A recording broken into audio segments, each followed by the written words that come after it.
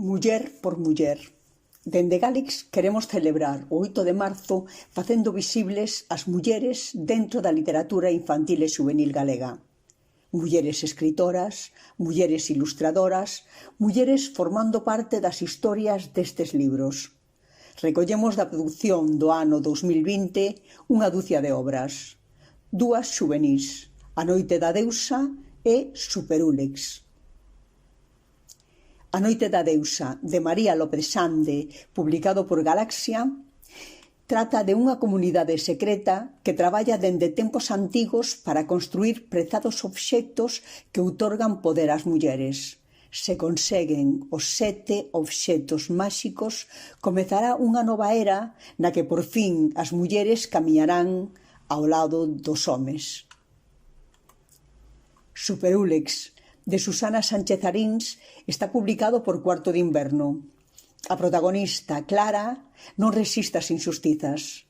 Cando volve ao cole despois de recibir quimioterapia, aínda leva peor as arbitrariedades e enfróntaas cunha forza e uns reflexos descomunais que a converten nunha necesaria superheroína.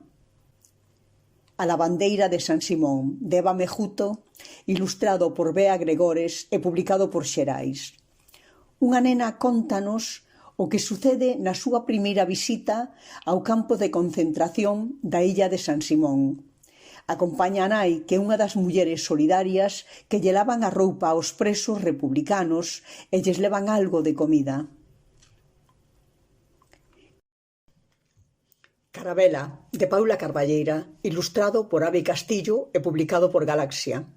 Unha obra de teatro protagonizada por unha nena náufraga que arribou á illa de plásticos no medio do mar.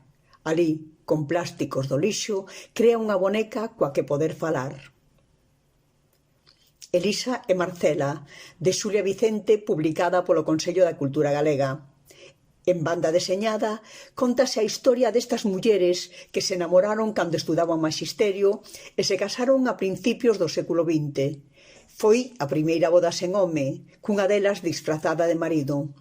Foron perseguidas e remataron as súas vidas na diáspora.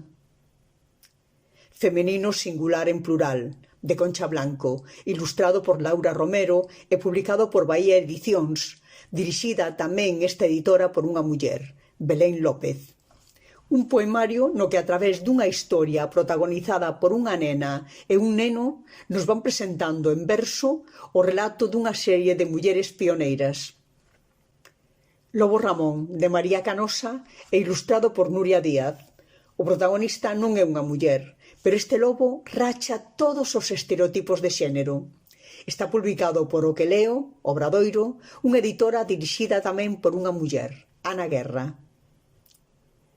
Lúa en Ningures, de Beatriz Maceda, ilustrado por Laura Veleiro e publicado por Xerais. Lúa, unha rapaza que fuxe coa súa familia da guerra e remata nun campo de refuxiados, aí, no medio da desesperanza, axuda a abrir unha fisua de luz.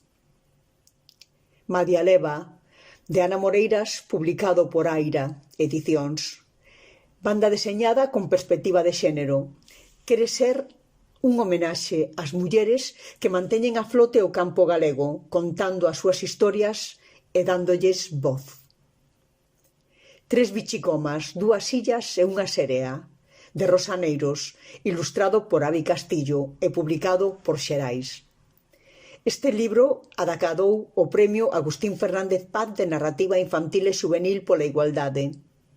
Edelmira, a protagonista, mantén unha relación moi especial coa avoa morta. Ela, con dous amigos e o avó, apoian a unha refuxiada que aparece na praia igualiño que a unha serea.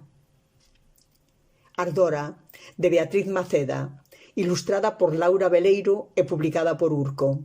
Ganadora do premio María Victoria Moreno de Literatura Xuvenil. Cando as nais de Nereida marchan de xira, ela e máis os seus irmáns, Andón, Magana e Curu, quedan ao cargo da súa tía Lola e vivirán unha aventura que ten moito que ver coa ecoloxía. As mil vidas de Dorotea, de Lorena Conde, ilustrada por María Bren e publicada por Cuarto de Inverno.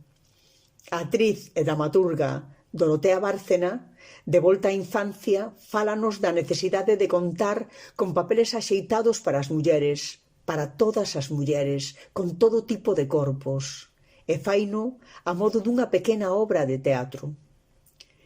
Muller por muller, mulleres por mulleres, mulleres que escriben, ilustran e editan para todas e todos.